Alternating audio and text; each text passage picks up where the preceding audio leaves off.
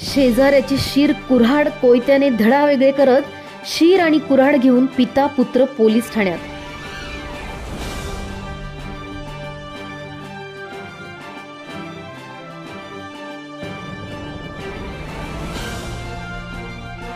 ननाशीत पिता पुत्राकडून शेजाऱ्याचा खून।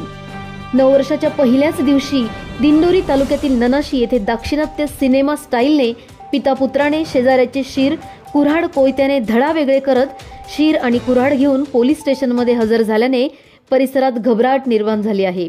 मागील 2 वर्षांपूर्वी मुलीचे लग्न मोडण्यास व आता मुलगी सासरहून बेपत्ता झाली यास शेजारी जबाबदार असल्याच्या संशयावरून वाद होता। यातून हा खून झाल्याची चर्चा असून पोलीस अधिक तपास करत आहेत। याबाबत मिळालेली माहिती अशी की ननाशी येथील गुलाब रामचंद्र वाघमारे आणि सुरेश बोके हे शेजारी राहतात। त्यांच्या 2 वर्षांपासून मुलीचे ठरलेले लग्न मोडले यावरून वाद होता। यानंतर मुलगी सासरहून बेपत्ता झाली।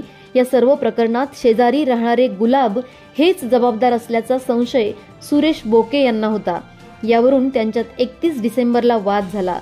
9 वर्षाच्या पहिल्याच दिवशी सर्वजण 9 वर्षाचे स्वागत आणि शुभेच्छा देत असताना वाघमारे व बोके यांच्यातील वाद उफाळून आला।